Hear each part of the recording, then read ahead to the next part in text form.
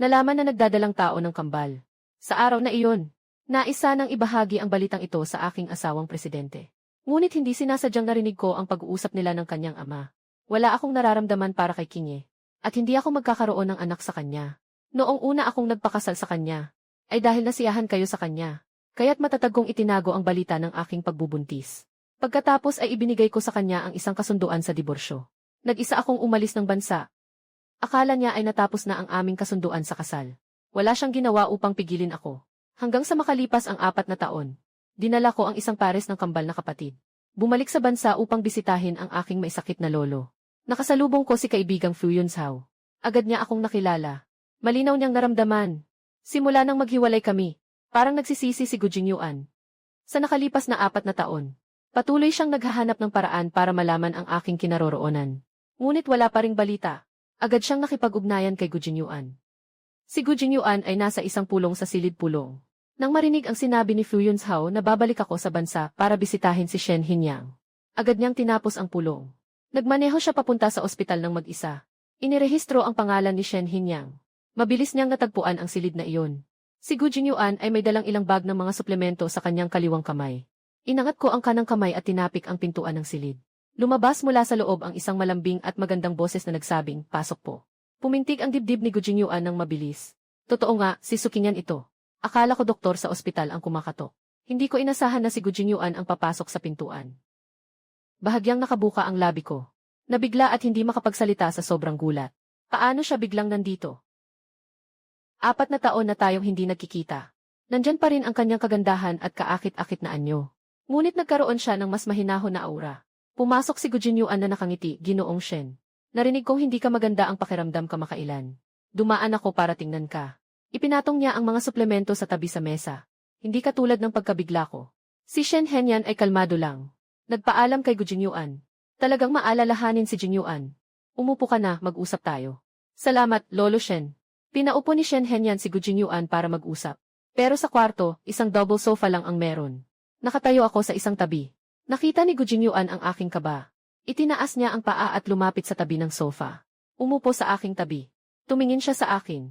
Umiti na parang walang nangyari. "Yes, said, ang tagal na nating hindi nagkita." Si Gu Jingyuan ay nakikipag-usap kay Shen Hinyang.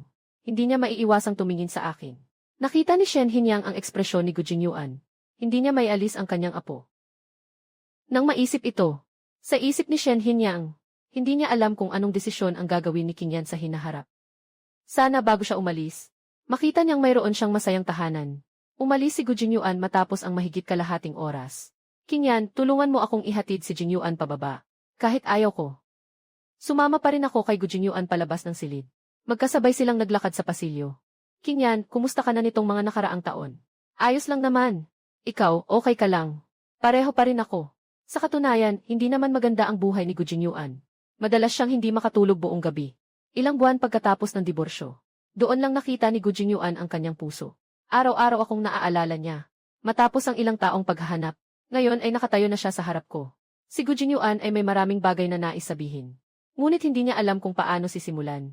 Kami ay isang kasal na pangkomersyo. Walang pundasyon ng damdamin sa pagitan namin. Matapos ang kasal, siya ay palaging malamig at tahimik. Ang kanyang pag-uugali sa akin ay walang init. Sa halip, madalas akong naghahanap ng mga paksa upang makipag-chat sa kanya. Nagnanais na mapalapit ang aming relasyon. Pagkatapos ng hindi inaasahang nangyari nung gabing iyon, pinili niyang manahimik.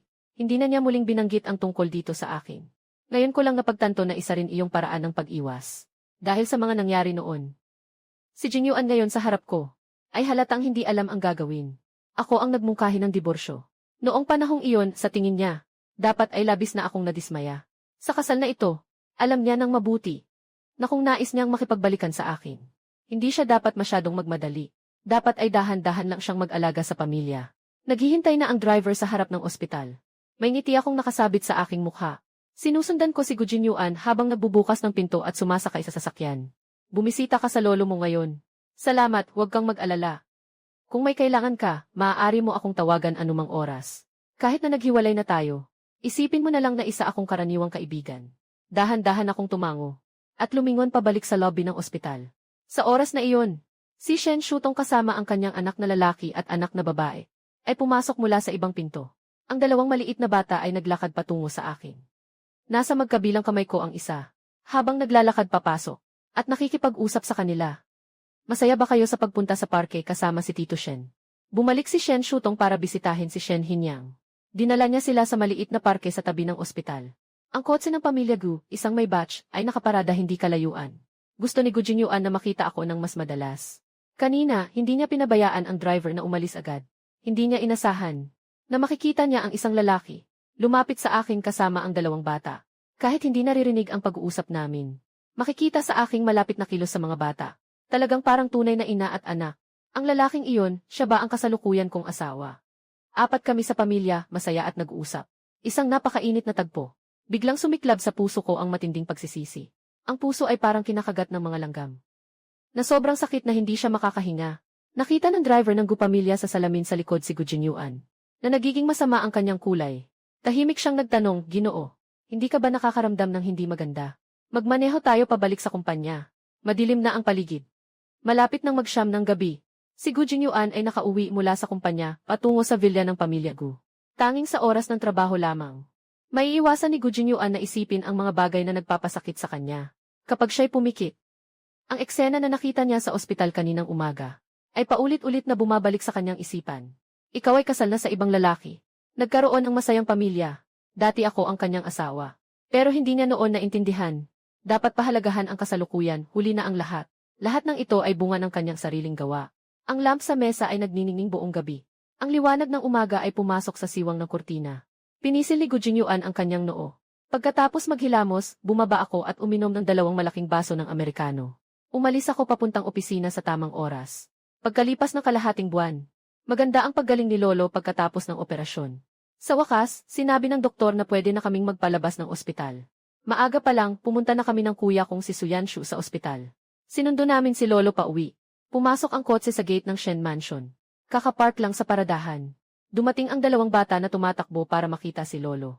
Talagang mababait ang 2 bata. Noon, laging tahimik at walang tao sa bahay ng Shen. Maliban sa tagapangalaga at mga katulong. Walang kausap si Shen Henny sa bahay. Ngayon, bumalik ang apo na may dalang 2 bata sa bahay ng Shen. Bigla akong nakaramdam ng init ng pamilya. Nang matulog na ang 2 bata sa gabi, maingat akong lumabas mula sa kwarto ng mga bata. Nakatayo ang tagapangasiwa sa pasilyo, Ginoo. Ginoong Shen, pakiusap, pumunta kayo sa silid-aralan. Sige, pupunta na ako ngayon. Nang umakyat ako sa silid-aralan sa 2 palapag, nakita ko ang lolo at kuya na nakaupo sa tabi ng bintana. Hindi tsaa ang nakalatag sa mesa, kundi ilang mga folder. Umiti ako at bumati. Umiti ang matanda at sinabi, Kinyan. Halika at umupo. Pagkatapos kong umupo, tumingin si Shen Henny sa magkapatid. Yanshu, malinis at maayos, pinahanap ko kayo ng butler. May gusto akong sabihin sa inyo. Isa lang ang anak ko, si Wenjun. Kayo ang kanyang mga anak. Kaya't natural na kayo ang aking mga tagapagmana. Matapos ang matinding sakit na ito, hindi na kasing ganda ng dati ang aking katawan. Kailangan ninyong akuin ang responsibilidad. Ayusin mo ng mabuti ang negosyo ng pamilya Shen. Nang marinig kong sinabi ni Lolo ang ganitong mga salita, medyo nalungkot ako. Ang pagsilang, pagtanda, pagkakasakit at kamatayan ay mga likas na batas na hindi matatakasan ng sinuman. Habang tinitingnan ko ang puting buhok ni Lolo at ang kanyang namamayat na pisngi, talagang masakit para sa akin. Matapos ang isang sandali ng katahimikan, nagsalita ang kuya tungkol sa Lolo. Pero nandito pa ako sa Su Group na nagtatrabaho. Ang Su Group ay kumpanya ng pamilya Su. Ang tatay ay nagsimula mula sa wala noon. At siya mismo ang nagtayo ng imperyo. Ngayon, nagtatrabaho ang kuya sa Su Group. Maging isang salesman sa departamento ng negosyo. Ito ang ibig sabihin ng ama. Ang eksaktong sinabi ng ama ay ikaw ang dapat na magmana ng kumpanya sa hinaharap. Kung hindi mo naunawaan ang negosyo ng kumpanya, hindi mo maayos na mapapamahalaan ang kumpanya. Kaya't ang kuya ay naging salesman sa posisyong ito. Sa loob ng 5-6 na taon, hindi alintana kung gaano siya kagaling sa trabaho. Hindi kailanman nagsalita ang ama. Inilipat siya sa ibang posisyon. Nakangiti ng malamig ang lolo. Tao ng tatay mo. Bakit ka pa umaasa sa kanya? Kung may plano siya para sa iyong hinaharap, hindi kanya pababayaan sa mga pangunahing trabaho. Isang tunay na binatang mayaman. Isang tagapagmana na nagtrabaho sa kumpanya ng 5-6 na taon. Ganyan bang klaseng ayos? Lolo, kung aalis ako sa sukumpanya ngayon, mangyayari bang sayang ang mga pinagdaraanan ko sa mga nakaraang taon? Sang-ayon ako sa sinabi ng lolo, kung talagang may malasakit ang tatay. Matagal na niyang inilipat si kuya sa ibang posisyon. Pero may punto rin ang iniisip ng kuya. Kung aalis siya ngayon sa Su Group, masasayang lang ang lahat ng pinaglaban niya noon. Darating din ang araw na tatanda ang ama. Si kuya pa rin ang nag-iisang tagapagmana niya. Napailing na lang si lolo sa kawalan ng magawa. Hindi rin niya alam kung ano ang iniisip ng tatay mo. Si Kingyan ay anak na babae. Alam ko na siya ay may pagkiling sa mga lalaki. Kaya ayaw niya kay Kingyan. Pero ikaw ang kanyang nag-iisang anak na lalaki. Tahimik na nakayuko ang kuya. Walang nakakaalam kung ano ang iniisip ng ama. Hindi niya binibigyan ng kapangyarihan ang kuya. Parang nag-iingat pa rin siya sa kuya. Napilitan ang lolo na tumingin sa akin at sinabi kay Kingyan, "Matagal ka nang bumalik sa Xinchen City. Ano ang susunod mong plano? Unahin muna ang pagpapasok sa paaralan ng mga bata. Pagkatapos, susunod na lang sa mga plano ng iba. Sa mga nakaraang taon, nagpatuloy ka sa pag-aaral ng disenyo ng alahas sa ibang bansa. Marami ka ring natanggap ng mga pribadong disenyo roon. Sanay ka na sa industriya ng alahas. Kaya gusto kong ipasa sa iyo ang responsibilidad sa Lucky Jewelry. Lolo, kailangan ko bang magsimula sa mga pangunahing posisyon? Hindi na kailangan, may tiwala ako sa iyo. Kahit na masira ang kumpanya, ayos lang. Isipin mo na lang na ito ay para sa iyong pagsasanay. Nararamdaman ko ang pagmamahal ni Lolo sa akin. Parang may mainit na hangin na humahaplos sa aking puso. Sobrang nakakapagpasaya. Lolo, gagawin ko ang lahat ng aking makakaya. Pagkatapos naming pag-usapan ang tungkol sa akin. Tumingin ulit si Lolo kay Kuya. At sinabi niya ng seryoso, "Yan Shu. Ikaw ang tagapagmana ng pamilya Su. Kasabay nito, ikaw at si Kingyan ay tagapagmana rin ng pamilya Shen. Sa ngayon, ayos pa ang kalusugan ni Lolo. Kaya ko pang suportahan kayo ng ilang taon pa. Pero sa hinaharap, hindi na sigurado. Lolo, alam ko na. Bigyan mo ako ng isang taon pa. Isang taon mula ngayon, kahit na hindi ko maipasa ang kumpanya ng Su. Aakuin ko ang Shen. Para makapagpahinga ka ng maayos. Dahil sa pangako ni Su Yanshu. Nakangiti si Shen Henny at tumango ng masaya. Hindi na maaga. Matapos sabihin ni Shen Hinyan ang mahalagang bagay. Nagbalikan sa kani-kanilang mga kwarto ang tatlo para magpahinga. Ika-23 palapag ng Yongxi Mansion. Ilang taon na rin akong hindi nakakauwi. Akala ko hindi ko na mapapagana ang fingerprint lock. Nagdala pa ako ng susi. Pagdating ko sa pinto, doon ko lang napansin na may kuryente pa pala ang fingerprint lock. Ginamit ko ang fingerprint ko para buksan ang pinto. Pumasok kasama ang ahente ng real estate. Pinapaalala niya sa akin. Malinis ang silid. Maaari nang pumasok. Walang nakikitang alikabok sa lahat ng webless. Mukhang hindi ito bahay na walang nakatira sa loob ng ilang taon. Habang ako'y naguguluhan, si Lola Zhang ay may dalang bote ng pandikit, mula sa balkonahe papuntang sala. Nakita ni Zhang Ace na bumalik ako. Na may ngiti sa mukha, sinabi niyang ginang. Sa wakas ay bumalik ka na. Zhang Ace, hiwalay na kami. Hindi na akma na tawagin akong ginang. Pasensya na, Yan Yi. Su, nasabi ko lang ito dati nang walang isip.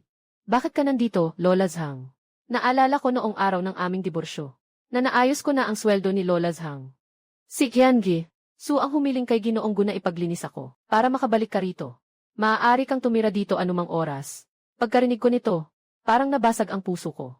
Dati, hindi naman pinapansin ni Gu Jingyuan ang mga ganitong maliliit na bagay. Pero pagkatapos naming maghiwalay, naging mas maalaga siya. Tahimik niyang inaasikaso ang lahat para sa akin. Kung sasabihin kong hindi ko gusto si Gu Jingyuan, siguradong nagsisinungaling ako. Pero noong marinig ko mismo mula kay Gu Jingyuan na hindi niya ako gusto. Yung kakausbong palang nadamdamin ko. Parang binuhusan ako ng malamig na tubig mula ulo hanggang paa. Naputol ang aking paggunita dahil sa sinabi ng ahente ng real estate. Miss Su, pwede ko bang kunan ng litrato ang bahay? Sige lang, kuhanan mo lang. Ibinaba ni Lola Zhang ang pandilig ng bulaklak. Nagbuhos ng isang basong maligamgam na tubig. Inabot niya ito sa akin, Miss Su. Balak mo na bang ibenta ang bahay na ito? Hindi ko naman ginagamit ang bahay na ito. Sayang naman kung nakatambak lang. Mas mabuti pang ibenta na lang. Dahil dito, bahagyang tumango si Lola Zhang. Ngunit may kaunting lungkot sa kanyang mukha. Kung maibebenta ang bahay na ito. Iyon ay nangangahulugang malapit na ring mawala ng trabaho si Lola Zhang. Parang nabasa ko ang iniisip ni Lola Zhang. Pagsusulong ng mungkahi. Zhang Ace, kung wala ka ng ibang plano pagkatapos. Handang sumama sa akin sa Shen Mansion para magtrabaho. Matapos ang ilang taon ng pakikipag-ugnayan kay Zhang Yi. Satisfied ako sa kakayahan at pagkatao ni Zhang Yi. Napakaayos niya. Saktong-sakto, gusto ko ring makahanap ng maaasahang tao na mag-aalaga sa pang-araw-araw na buhay ni Hengzi at Yueng. Sige, gagawin ko. Pero kailangan mong putulin ang koneksyon mo kay Yi. Gu, kinuha niya ang cellphone mula sa bulsa. Sa harap ko, tinanggal niya ang numero ni Gu Jingyuan. Matapos kunan ng litrato at video ng ahente, dinala ko si Zhang Momo pabalik sa bahay ng Shen. Pagbalik sa bahay ng Shen, nang makita ko ang mga kambal. Dito lang naintindihan ni Zhao Momo kung bakit ko pinilit na huwag talagang makipag-ugnayan kay Gu, nakatitig na nagulat sa harap ng mga perpektong inukit na kambal na dragon at ibon. Nakamukha ni Gu Jingyuan. lalo na si Su Hengxi. Sa masusing pagtingin, mapapansin mo, makikita sa kanyang mga mata ang anino ni Gu Jinyuan. Naaalala ko ang pagkahilo at pagsusuka ko bago ako makipaghiwalay. Kung sasabihin na ang dalawang bata ay walang kaugnayan kay Gu Jinyuan, hindi ito paniniwalaan ni Zhang Mam. Mula ngayon, ikaw na ang bahala sa pag-aalaga sa dalawang bata. Ipinakikilala ko sa mga bata si Zhang Mam. Si Zhang Mam ay dati nang naging yaya at tagapag-alaga ng mga bata. Muli may malambot at mapagpasensyang ugali. Alam kung paano mabilis na makilala ang mga bata. Hindi umabot ng isang araw. Si Lola Zhang ay makakapag-alaga na sa mga bata ng mag-isa. Pupunta sa hardin para maglaro. Nakahinga ako ng maluwag. Mahalaga na tanggapin ng mga bata si Lola Zhang. Susunod, kailangan ko nang simulan ang paghahanap ng preschool para sa dalawang bata. Bilang paghahanda sa pagkuha ng lucky jewelry. Nasa tanghali na. Nagtipon ang lahat sa dining hall ng Shenyu. Masaya silang kumakain ng tanghalian. Dumating ang butler at kinuha ang aking cellphone. Magalang niyang sinabi, "Ginoong babae. Rinig na ang iyong cellphone." Nakangiti ako at nagpasalamat. Kinuha ko ang telepono, tumayo at lumabas para sagutin ang tawag. Naririnig ko ang boses sa kabilang linya, si Ginoong Su. "Magandang araw, ako po ay ahente mula sa Xinyao Real Estate." "Si Xiaoqin. May problema po ba?" "Ginoong Su, tungkol po sa bahay na inirekomenda ninyo sa akin. May nakapasyal na po ngayong umaga para tingnan ang bahay. At nagbayad na ng deposito. Gusto ko sanang magtanong, kailan ka magkakaroon ng oras para pirmahan ang kontrata sa pagbili ng bahay at ilipat ito sa kabilang partido?" Nang marinig ko ang sinabi ng ahente ng real estate, medyo hindi ako makapaniwala. Ang bahay na nagkakahalaga ng 800 milyon na ibenta na kinabukasan pagkatapos ilista. Ang bilis naman ng efficiency na ito. May ngiti sa boses ni Xiaoqin. Nabigla rin ako. Tumingin lang siya ng basta-basta. Akala ko wala ng pag-asa. Hindi ko inasahan na direktang magbabayad siya ng deposito. Ang mamimili ay isang lokal na mayaman. Narinig ko, ang accent niya ay lokal. Ngunit mukhang pamilyar. Maaaring bulag lang ang mata ko. Hindi ko makilala. Hindi ko na tinanong pa. Kundi nagtakda ako ng oras sa ahente para ayusin ang kontrata at mga papeles ng paglipat. 3:00 ng hapon. Nasa ahensya ng real estate ako. Nakita ko ang buyer na gusto bumili ng bahay. Sa tingin ng ahente ng real estate, mukhang hindi pamilyar ang buyer. Pero nararamdaman ko na medyo pamilyar siya sa akin. Hindi pa ako nakapunta sa kumpanya ni Gu. Nakilala ko lang si Lin Shu lang sa isang pagtitipon. Pero hindi ko alam na siya pala ang personal assistant ni Gu Jinyuan. "Miss Su, ito po ay si." "Magandang araw, Ginoong Lin." "Magandang araw, Yan Yi." "Su," niyakap ko si Lin Shu lang. At inilapag ang bag sa mesa. Hinila ko ang upuan at umupo. "Ginoong Lin, isang sulyap lang ang ginawa mo. At nagpasya ka ng bilhin ang bahay na ito. Parang nagmadali kang nagdesisyon. Sigurado ka bang gusto mo talagang bilhin ito? Kung magbabago ka ng isip ngayon, maaari kong ibalik sa'yo ang deposito." Medyo naguluhan ang ahente ng real estate sa sinabi kong ito. Malapit na kaming pumirma ng kontrata. Sino bang nagbebenta ang nagsasalita ng ganito? Pinapaisip pa uli ang bumibili. Wala akong pakialam sa iniisip ng iba. Nakikita ko na itong si Ginoong Lin ay hindi mukhang mayaman. Si Lin Shu lang ay medyo nagulat. Ngumiti siya, talagang magaling ang mata ni Gen. "Su, hindi ako mamimili. Nagtatrabaho ako para sa aking boss. Gusto niyang makahanap ng isang malaking apartment na may tanawin ng ilog. Nag-video ako kaninang umaga at ipinadala ko ito sa boss. Sobrang nasiyahan siya pagkatapos niyang makita ito." "Ginoong Lin, sino ang boss mo?" "Si Chen. Hindi naman masyadong malaki ang bilog. Baka kilala ko pa siya." Sa isip ni Lin Shu lang. Siyempre, kilala mo na siya. At sobrang pamilyar pa. Hindi maaring sabihin ni Lin Shu lang si Gu Jinyuan na may ngiti sa kanyang labi. Medyo mababa ang profile ng boss ko. Palipat-lipat sa buong bansa para sa negosyo. Marahil hindi niyo siya kilala. Nagbiro si Lin Shu lang. At pagkatapos ay lumipat ng usapan. Mas mabuti pang simulan na natin ang mga papeles. Pagkatapos kong marinig ang sinabi ni Lin Shu lang, hindi na rin ako nag-alinlangan. At nagsimula na akong pumirma ng kontrata sa pagbili ng bahay. Maayos naming natapos ang proseso ng paglilipat ng titulo. Umupo si Lin Shu lang sa kotse. At tumawag kay Gu Jinyuan para report ang sitwasyon dito. Sa sumunod na mahigit kalahating buwan, palagi akong nagbabasa ng mga impormasyon tungkol sa mga paaralan. Pumunta rin kami para mag-ocular inspection. Sa wakas, ngayong umaga, natanggap ko ang abiso ng pagtanggap mula sa kindergarten. Inaasahan ko na talaga ang resulta na ito. Mayroon akong 2 munting anak. Matalino at mababait sila, walang dahilan para hindi sila makapasa. Pagkatapos ng almusal, isinama ko ang 2 bata palabas. Nagmaneho papuntang mall. Naghahanda na dalhin ang mga bata para mamili. Pagkatapos maglibot sa ilang tindahan, napansin ko ang isang pamilyar na anyo. Isang nag-iisa na puno ng alahas. Si Liu Manqing ay naglalakad sa kabila ng mahabang pasilyo. May kasunod siyang isang katulong. na nagdadala ng kanyang bag at shopping bag. Ayokong makita si Liu Manqing. Hinila ang dalawang bata at lumingon sa kabilang direksyon. Nakita rin ako ni Liu Manqing sa oras na iyon. Oh, hindi ba't si King yan ito? Kailan ka bumalik? Ayokong makipag-usap sa kanya. Pabilis ng lakad. Sanay na sanay ang babaeng ito sa pagpapanggap. Sa harap ng ama, siya ay tila maamo at mahina. Sa harap ko at ng kuya ko. Ngunit iba ang kanyang mukha, puno ng pang-uyam. Bawat salita ay may tinik. Nang makita akong hindi siya pinapansin, sumigaw siya ng galit, Sukinye. Tumigil ka kasama ng dalawang batang iyan. Pinapahinto ko ang dalawang bata dito, huwag kayong gumalaw. Dahil sa galit, lumapit siya kay Liu Manqing. Walang sabi-sabi. Diretso siyang bumigay ng isang sampal kay Liu Manqing. Si Liu Manqing ay humawak sa kanyang kaliwang pisngi sa sakit. Kinye, wala ka bang asal? Bakit ka naglakas loob na manakit sa isang nag-iisa? Talagang labag sa lahat ng batas. Sadyang itinaas ni Liu Manqing ang kanyang boses. Lahat ng dumadaan ay nakatingin sa dalawang tao. Tumawa ako ng malamig at sinabing, sige, sabihin mong bastardo ang anak ko. Ang sampal na ito ay nararapat sa iyo. Tiningnan ko si Liu Manqing mula ulo hanggang paa. Kung bastardo ang pag-usapan, yung nasa tiyan mo ang tunay na bastardo. Hindi ko alam kung bakit. Ngunit nang tumama ang aming mga mata ni Liu Manqing, kakaibang pakiramdam ng pagdududa. Akala ko may nalaman na ako. Huwag kang magbulaan dito. Natawa ako nang may pang-insulto. Humarap at naglakad palayo.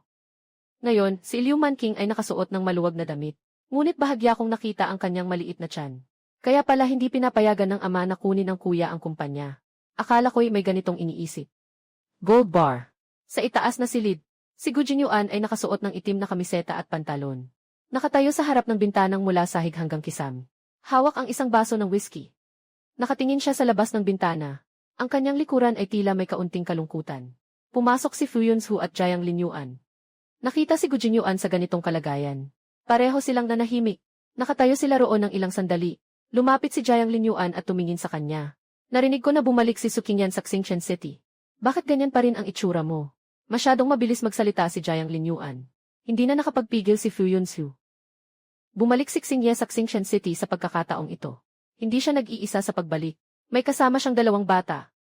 Tumingin si Gu Jinyuan sa kanila. Wala siyang sinabi. Pumunta siya sa bar at kumuha ng bote ng alak at nagdagdag ng kaunti. Nang hihinayang na umiling si Fu Yunsu, si Gu Jinyuan ay umiinom para makalimot. Mukhang nakatanggap siya ng malaking dago. 3 tao ang nakaupo sa sofa.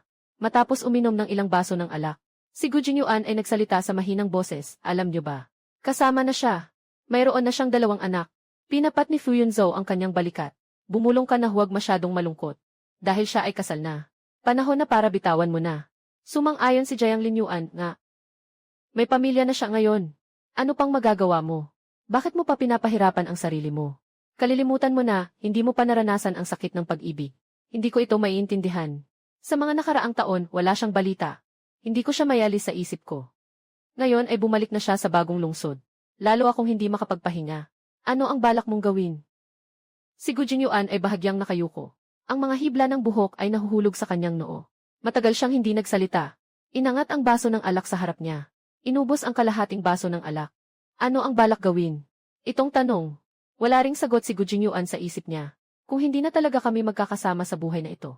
Maliwanag na maliwanag kay Gu Jinyuan. Hindi na siya muling magpapakasal sa iba sa buong buhay niya. Ang puso niya ay mananatiling sa akin magpakailan paman. Anong silbi ng huling-huling pagmamahal na dumating? Alam ni na Fu Yunzhou at Jiang Linyuan na hindi nila siya mapapalagay. Kaya't samahan nila siyang uminom. Sa gabing iyon, si Gu Jinyuan ay nalasing ng husto. Nakapagpantas siya ng isang mahaba at malalim na panaginip. Sa panaginip, bumalik siya noong 4 na taon ang nakalipas. Noong gabing iyon, siya rin ay lasing na lasing. Marahil ang dilim ng gabi ay nakakaakit. Nasa kanyang isip ang alak. Yakap niya ako at bumagsak sa kama. Nakaluhod siya at hinalikan ang aking pulang labi.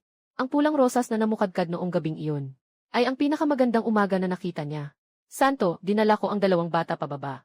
Diretso sa kainan. Nakaupo na ang lolo sa gitnang bahagi ng mesa. Tumingin ng maayos si Gu Hengzi at Sui Weiing sa kanilang lolo. Ngumiti si Shen Henny ng may pagmamahal. Gutom na sina Hengzi at Yuing. Nagsalita ang 2 bata at tumango. Ngumiti ako at sinabi, sige, gawin na natin. Ayos na. Tingnan ninyo kung ano ang inihanda ni Lolo Zhu para sa inyo. Kinuha ni Lola Zhang ang mga bata at pinaupo sa mga high chair. Inutusan ni Zhao ang kusina na ilabas ang lahat ng almusal. May mango pudding at black forest cake. Nagningning ang mga mata ng 2 bata. Para makagawa ng masarap na dessert para sa mga bata. Nagpaimbita pa si Lolo ng isang top pastry chef. Ang buong pamilya ay kumakain ng almusal. Biglang may isang ingay ng gulo mula sa labas ng pinto. Sinira nito ang mapayapa at maginhawang atmosfera sa restauran. Agad na pumunta ang katiwala sa restauran. Gamit ang walkie-talkie, tinanong niya ang tungkol sa nangyayari sa labas. Mabilis na bumalik ang katiwala sa restauran. Ipinagbigay alam kay Shen Hian ang tungkol kay Lao Shen. Pumasok sina Su Zenting at ang kanyang asawa ng walang paalam. Hindi nila alam kung paano sila nakapasok. Sila ay pumasok sa sasakyan. Gusto kong makita kung ano ang balak niyang gawin sa ganitong paraan. Malamig kong inutusan si Zhang Mama. Zhang Mama, nandito ka lang sa mga bata. Tumayo ako at sumunod sa lolo palabas. Naghula ako sa isip ko. Ang aking ama ay biglang pumasok. Siguro ay gusto niyang ipagtanggol ang kanyang magandang asawa. Ang boses ni Shen Henny ay puno ng otoridad at kalmado. Ano ang ginagawa mo? Biglang nagkaroon ng panghihinayang ang ama. Hindi siya dapat naging ganito ka-emosyonal kanina. Sa kabila ng lahat, si Shen Henny ay kanyang biyenan. Ngunit nang makita ang aking nakatayo sa tabi ni Shen Henny, muling nag-alab ang galit ng ama. Kailangan mong tanungin si Su Qingyan tungkol dito, Shen Lao. Ano ang ginawa niya sa aking asawa? Nang marinig ang tawag na ama, hindi napigilan ni Shen Henny ang nakumunot ang noo. Naramdaman niyang hindi makatarungan para sa kanyang anak na babae. Nasayang ang halos kalahating buhay sa ganitong tao. Ikinuwento ko ng detalyado ang nangyari kahapon. Kay Shen Hinyang. Hintayin mong matapos ako. Punong-puno ng galit ang mukha ni Shen Hinyang. Talagang bulag at walang isip. Siyang unang nagpasimula ng hindi maganda. Sa tingin ko, isang sampal lang kay Qingyan ay magaan pa. Nagkaroon ng lakas ng loob na kunin ang aking kayamanan. Ang apo ko ay isang salot. Talagang sawa na sa buhay. Ginoong Shen, huwag kang maniwala sa isang panig na kwento ni Su Qingyan. Kilalang kilala ko ang aking asawa. Hindi siya kailanman magsasabi ng ganitong mga bastos na salita. Ngumiti ako nang may pang-aasar sa aking labi. Kilala niya ang isang babaeng hindi pa niya kilala ng 10 taon. Hindi ba niya alam ang ugali ng kanyang sariling anak? Tama ang sinabi ng lolo. Si Su Zenting ay isang taong bulag ang mata at puso. Nakita ng ama ang ngiti sa aking mukha, at pakiramdam niya ay napakasilaw nito. Su Qingyan, lumuhod ka agad. Magmano ka at humingi ng tawad sa iyong madrasta. Gusto mong magmano at humingi ng tawad ako. Akala mo kung sino ka. Ako ang tatay mo. Pasensya na. Simula noong pinalayas mo ako sa bahay, Ginoong Su. Hindi na ako ang anak mo. At hindi ka na rin ang tatay ko. Kahit maputol ang buto, magkadugtong pa rin ang litid. Akala mo ba basta-basta na lang mapuputol ang dugo't laman? Wala kang utang na loob na anak. Lumuhod ka at humingi ng tawad agad. Narinig ni Shen Hinyang ang mga walang kwentang sinabi ni Su Zenting. Talagang napatawa siya sa inis. Iniutos ni Libo sa mga tao. Palabasin ang 2 taong ito na nagkakaloko. Sa oras na iyon, nag-utos ang tagapamahala sa radyo.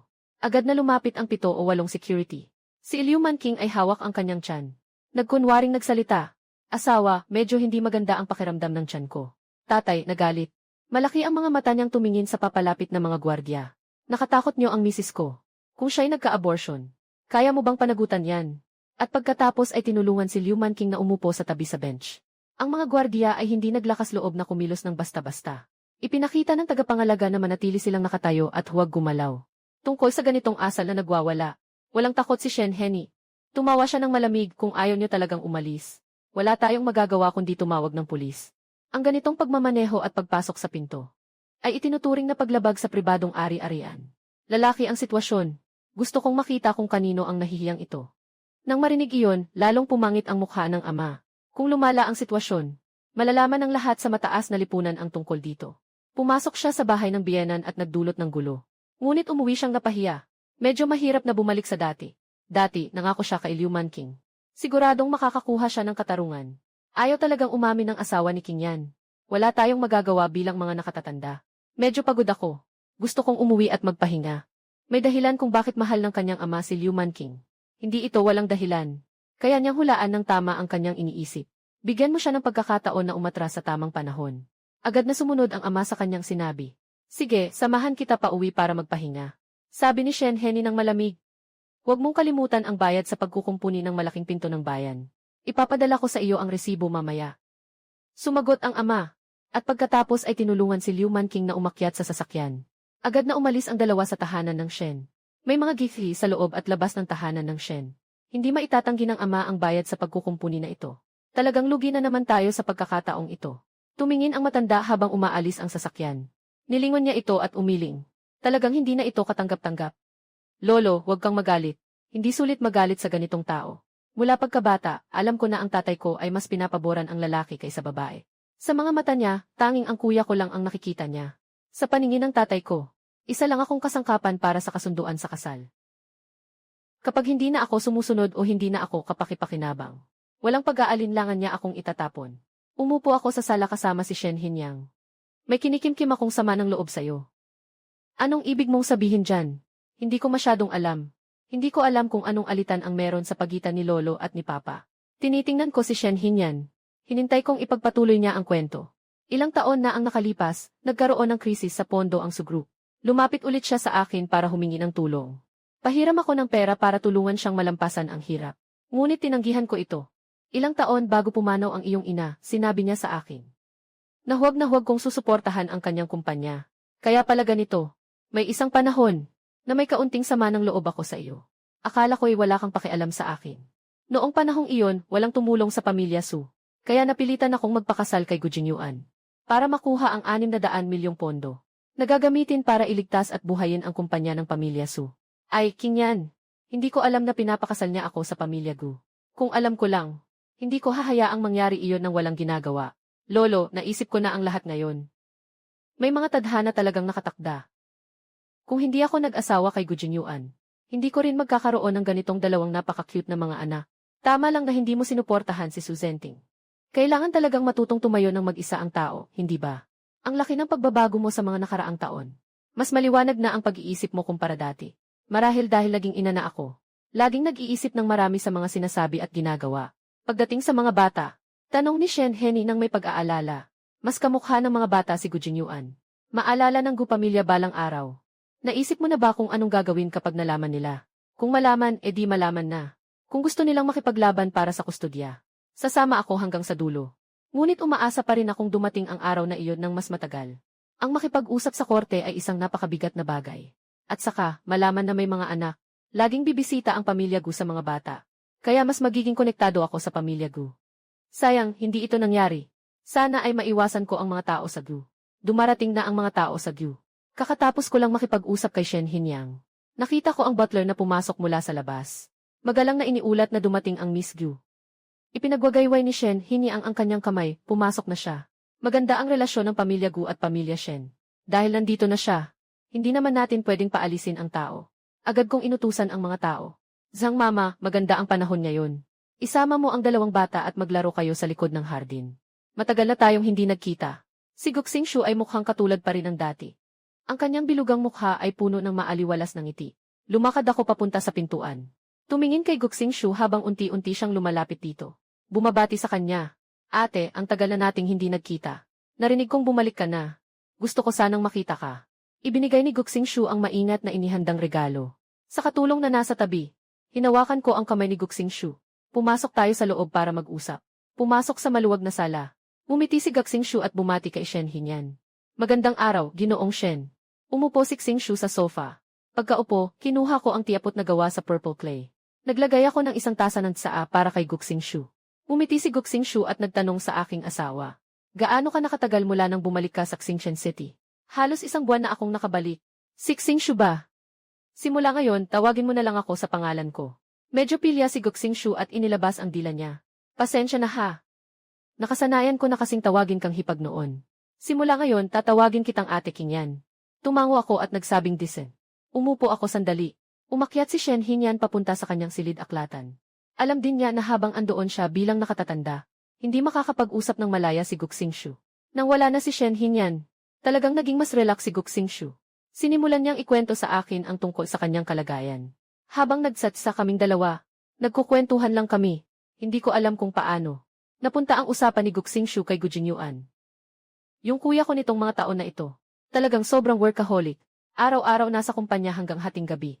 Kahit ang dami niyang pera, hindi niya magastos. Nagsusumikap pa rin siyang kumita ng pera. Bakit ganun? Dati naman siya. Ano bang masasabi ko?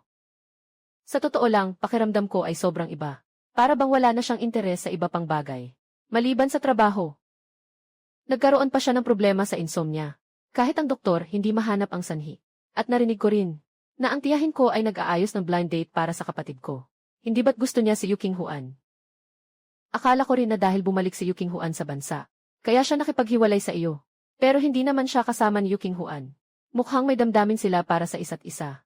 Ngunit walang malasakit ang panahon. Nagsisimula ng lumabo ang aking paningin. Baka noong mga panahong iyon, ako ang nagkamali kay Gu Jinyuan. Walang anuman sa pagitan niya at ni Yu Qinghuan. Sana'y mabilis na makahanap ang kapatid mo ng taong karapat-dapat. Pagkatapos kong sabihin iyon, agad kong binago ang usapan. Nagsimula kaming pag-usapan ni Gu Xingshu ang mga damit at alahas. Kapag ang mga babae ay nagsimula ng pag-usapan ang kanilang pananamit, parang umaagos ang tubig ng Yangtze, tuloy-tuloy at walang hanggan. Hindi ko namamalayan, umabot na tayo ng 11:00. May nakatakdang lunch si Gu Xingshu. Maaari ko lang sabihin na ayos lang iyon. Sasama na lang ako sayo sa parking lot. Tumayo ako at sabay kaming lumabas ni Gu Xingshu. Habang naglalakad kami sa hardin, narinig ko ang masayang tawanan ng mga bata. Ang tunog ay nagmumula sa unahan. Si Shen Henny ay mahilig sa mga ibon. Nagtakda siya ng isang lugar sa hardin para mag-alaga ng iba't ibang uri ng mga ibon. Pati na rin ng mga puting pavon at asul na pavon. Naguguluhan si Gu Xingshu at tinanong si King Yanjai. Bakit may tunog ng tawa ng bata sa Shenfu? Sumunod siya sa pinagmulan ng tunog at naglakad na may kuryosidad. May 2 cute na bata na mga 3 o 4 na taong gulang. Lumabas sa aming paningin. Nagulat si Gu Xingshu sa itsura ng 2 bata. Sobrang kamukha nila ang kuya ko. Tinawag ko ang mga kambal. Heng Zai Yuyin, halika na at batiin ang ate mo. Lumapit ang 2 bata sa akin. Mabait silang tumawag kay Gu Xingshu. Ngumiti si Gu Xingshu at tumango, ate. Ang bait mo naman, tawagin mo na lang akong tita sa susunod. Pagkatapos ay tumingin siya sa akin. Mahinang nagtanong. Nasaan ang tatay ng bata? Hindi ako agad sumagot. Hindi ba nagmamadali ka? Maglakad na lang tayo habang nag-uusap. Ang tatay ng bata ay nasa France pa. May mga bagay siyang kailangang asikasuhin. Hindi maganda ang kalagayan ng lolo ko kamakailan. Kaya't dinala ko na ang 2 bata pabalik. Ah, ganun ba? Mukhang makatwiran ang sinasabi ko. Ngunit sa isip ni Gu Xingshu, naisip pa rin niya ang hitsura ng 2 bata. May pagdududa pa rin siya sa kanyang puso. Kung talagang walang kinalaman kay kuya, bakit magkamukha sila ng ganito? Matapos kumain ng tanghalian si Gu Xingshu kasama ang mga kaibigan. Bumalik siya sa cafe sa hapon at nagtrabaho ng sandali hanggang sa unti-unting dumilim ang langit. Saka lang siya nagmaneho pa uwi sa pamilya Gu. Habang naglalakad papasok si Gu Xingshu, nagtanong sa katulong sa tabi, may salu-salo ba sa bahay ngayon? Inimbitahan ng ginang ang mga mayayamang dalaga. Para sa salu-salo, may magandang palabas na mangyayari.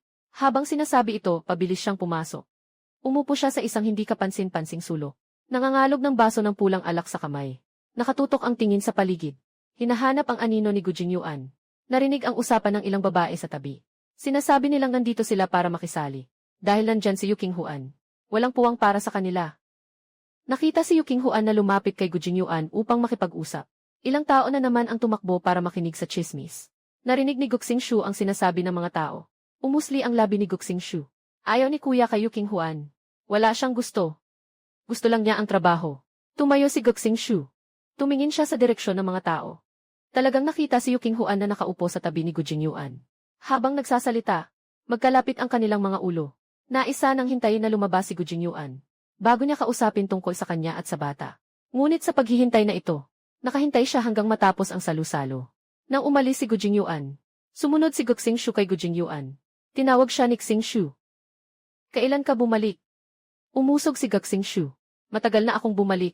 Maghanap tayo ng lugar para makapag-usap. May kailangan akong sabihin sa iyo. Sige, okay lang. Umakyat tayo sa 2 palapag. Sabay silang umakyat ng hagdan. Medyo curious si Gu Xingshu at tinanong si kuya. Talaga bang balak mo lang magpakasal sa kahit sinong babae? Siyempre, hindi. Bakit mo naman naisip yan? Bakit ka nandito ngayong gabi? Pinapili ako ni mama kung alin sa 2 dinner ang i-attendan ko. O kaya ay makipagkita ng isa-isa. Kailangan ipakita si Gu Jinyuan sa mga babaeng iyon ng isa-isa. Siguradong ayaw niyang pumunta. Si Gu Xingshu ay natatawang tinakpan ang kanyang bibig. Mukhang determinado ang tiyahin na ipasok ka sa blind date. Huwag kang magyabang. Narinig ko. Nagtatanong din ang tiyahin tungkol sa mga batang elite sa Xingshan City. Ang sinabi niya ay nagpaalis agad ng ngiti sa mukha ni Gu Xingshu. Si Gu Jinyuan ay naupo sa single na sofa at nakikinig ng libro. Ano ba talaga ang gusto mong sabihin sa akin? Kuya, pumunta ako sa bahay ng mga Shen ngayong umaga. Oh, tapos? Tapos nakita ko ang dati mong asawa. Kumusta na siya ngayon? Mabuti siya. Mayroon siyang 2 anak. Sila ay parehong mabait at cute. Nakita mo na ba ang kanyang mga anak? Nakita ko na, kuya. Ang gusto kong sabihin sa iyo ay, yung 2 anak ay parang may pagkakahawig sa iyo. Lalo na ang mga mata at ilong ng batang lalaki. Talagang parang kopya lang. Seryoso, hindi ka nagbibiro. Totoo talaga. Paano ko naman ito magiging biro? Noong naghiwalay si Kingyan, nasa kanyang sinapupunan na ang bata. Hindi ko na alam iyon. Ano bang meron sa inyo? Ikaw ang pinakalam sa sarili mo. Naalala ni Gu Jinyuan noong gabing may nangyari sa amin. Hindi kami gumamit ng anumang proteksyon. Kung hindi ako uminom ng gamot kinabukasan, malaki ang posibilidad na mabuntis ako. Kung pagbabasehan ang oras, kung noon ako nabuntis at nanganak, siguro mga 3 taon na ang bata. Halos kasinlaki ng edad ng 2 bata. Noong araw sa ospital, si Gu Jinyuan ay tanging nanonood lang mula sa malayo. Hindi niya makita ng malinaw ang mukha ng 2 bata. Tinanong ni Guxingsu, Kuya, kung talagang anak mo sila, anong gagawin mo? Si Gu Jinyuan ay sumagot ng walang pag-aatubili, syempre, ipapalaki ko sila. Umuwi ang bata. Tinanong ko si Ate Kingyan. Sabi niya, ang tatay ng bata ay nasa ibang bansa. Hindi naman siya talagang nag-asawa ulit, di ba? Ang ibig kong sabihin, nag-asawa sa iba habang may anak siya sa iyo. Hindi ko alam. Masyado nang late. Bumalik ka na sa kwarto at magpahinga. Hintayin mong magdesisyon ka bago mo kausapin si King Yanjay. Magpahinga ka na rin ng maaga. Si Gu Jinyuan ay bumalik sa kanyang kwarto. Kinuha ang kanyang cellphone. Tumawag siya ng isang numero. Tulungan mo akong suriin. Noong bumalik si Su Qingyan sa Xingshan City, sino ang kasama niyang umuwi? Anong relasyon ng taong iyon sa kanya? 3 araw pagkatapos, isang detalyadong ulat ng investigasyon ay ipinadala sa email ni Gu Jinyuan. Matapos basahin ang ulat na ito, ang kanyang pakiramdam ay agad na nagbago mula sa madilim patungo sa maliwanag. Basta't nandito ako sa Xingshan City, mas madali nang subaybayan ang aking mga karanasan sa mga nakaraang taon. Mula sa oras na dumating ako sa paliparan, tingnan ang lahat ng international na flight na dumating sa oras na iyon. Noong araw na iyon, may pribadong eroplano si Gu na nakaparada sa paliparan ng Xingshan City. Kailangan lang ng ilang listahan ng mga pasahero. Napakadali lang nito. Nalaman ni Gu Jinyuan na galing akong Paris, France. Ang mga susunod na investigasyon ay ipapasa na sa mga propesyonal. Batay sa ulat ng investigasyon na kanilang ipinadala. Nabubuhay ako ng mag-isa kasama ang 2 bata. Hindi ako kasal sa ibang tao. Ang pusong unti-unting nanlalamig ni Gu Jinyuan. Biglang muling naging buhay. Basta't hindi ako kasal sa ibang tao. May pagkakataon siyang maibalik ako. Nang dumating si Gu Jinyuan para hanapin ako, nasa dance studio ako kasama ang anak kong babae na nag-ensayo. Sa silid ng sayaw, isang malaking babae at isang maliit na bata na nakasuot ng puting ballet dress ay nag-ensayo sa harap ng salamin. Magandang galaw ng sayaw. Sopistikadong postura. Bawat galaw ay nakakamangha at nakakaantig, na hindi mo maalis ang tingin. Tahimik siyang nakatayo sa pintuan. Hindi makagawa ng anumang tunog. Natatakot na maistorbo ang magandang tanawin sa harap. Sabay na huminto ang tunog ng piano at ang mga hakbang sa sayaw. Doon lang napansin ni Gu Jinyuan ang batang lalaki na nakaupo sa harap ng piano. Nakatitig siya. Ang batang ito, talagang kamukha niya. Nakatayo ako at pinapawisan ang anak na babae. Nang tumayo ako, doon ko lang nakita si Gu Jinyuan na nakatayo sa pintuan. Si Su Hengzi ay nauna nang umabot sa pintuan. Tumingala siya kay Gu Jinyuan. Tinanong niya, Tito, sino ka? Si Gu Jinyuan ay hindi agad alam kung ano ang sasabihin. Hinila ko si Su Yueng papunta rito. Anino ng buwan sa sanga. Siya si Tito Gu. Magandang araw, Tito Gu. Puno ng hinanakit si Gu Jinyuan. Paano naging Tito Gu na siya? Pinababa ko si Zhang Mama kasama ang 2 bata para uminom ng tubig. Magbihis. Pagkatapos ay pumunta ako sa tea room sa 2 palapag kasama si Gu Jinyuan. Nagtapat kami sa magkabilang panig ng mesa ng tsaa. Diretso akong pumasok sa paksa. Umiti ako at tinanong si Ginoong Gu. Mayroon ka bang dahilan kung bakit ka pumunta sa Shen Mansion ngayon? Kingyan, napakatalino mo. Hindi mo ba mahulaan ang dahilan ng aking pagpunta? Ipinatong ko ang tasa ng tsaa sa mesa. Bahagyang ngiti. Dapat ay direkta sa aking lolo ang mga usaping pangnegosyo. Tumingin sa akin si Gu Jinyuan ng may malalim na mga mata. Gusto kong pag-usapan ang tungkol sa mga bata. Sila Kingyan, Hengzi at Yueng ay mga anak ko, di ba? Sinikap kong maging mahinahon ang aking tono. Sila Hengzi at Yueng ay mga anak ko. Wala silang kinalaman sa iyo, mga bata iyon. Sabi niya nang may pagkabahala. Kingyan, ipaliwanag mo nga. Bakit kamukha ko ng ganito? Ang mga mata at ilong ng 2 bata ay kamukha ko. Kamukha mo, wala akong nararamdaman. Talagang kamukha ng ama ang mga bata. Pero hindi ikaw ang kanilang tunay na ama. Boss Gu, mukhang nag-iisip ka ng labis. Sobrang nag-iisip ako. Ilang taon na tayong hindi nagkikita. Ang galing mo talagang magsinungaling. Sige, sabihin mo nga, sino ba talaga ang ama ng bata? Pagkatapos ng diborsyo at pag-alis sa bansa, nakilala ko ang ama ng bata. Naging magkarelasyon kami ng ilang buwan. Dahil sa hindi pagkakaintindihan sa relasyon, naghiwalay kami. Nanganak ako ng 2 anak at nag-iisa silang pinalaki. Kung ibang tao ito, Marahil ay maniniwala sila sa sinasabi ko. Ngunit nang makita ni Gu Jinyuan ang dalawang bata, tiyak na itinakda na niyang sila ay kanyang mga anak. Kahit ano pang sabihin ko, hindi siya maniniwala, basta huwag mag-alinlangan. Hindi ka na maniniwala sa sinasabi ko. Si Gu Jinyuan ay pumikit, at walang pakialam na sinabi, sige, magpa-test tayo ng paternity. Pagkatapos ng test ng paternity, malalaman na kung anak ko nga ba siya o hindi. Tumingin ako sa tasa ng gintong tsaa sa aking kamay. At hindi nagsalita. Makalipas ang ilang sandali, binasag ni Gu Jinyuan ang katahimikan. Kinye, natatakot ka ba? Natatakot ako. Ang dalawang batang ito ay mga anak ni Gu Jinyuan. Pero dahil umabot na sa ganito ang sinabi ni Gu Jinyuan, wala na rin akong magagawa kundi tanggapin. Napangiti ako ng pilit. Walang magawa, tumango na lang. Sige, magpa-detective test na tayo. Sa kwarto ng mga bata sa ikalawang palapag. Si Su Hengzi ay dumikit sa gilid ng upuan. Sikretong pumunta sa tier room sa ikatlong palapag.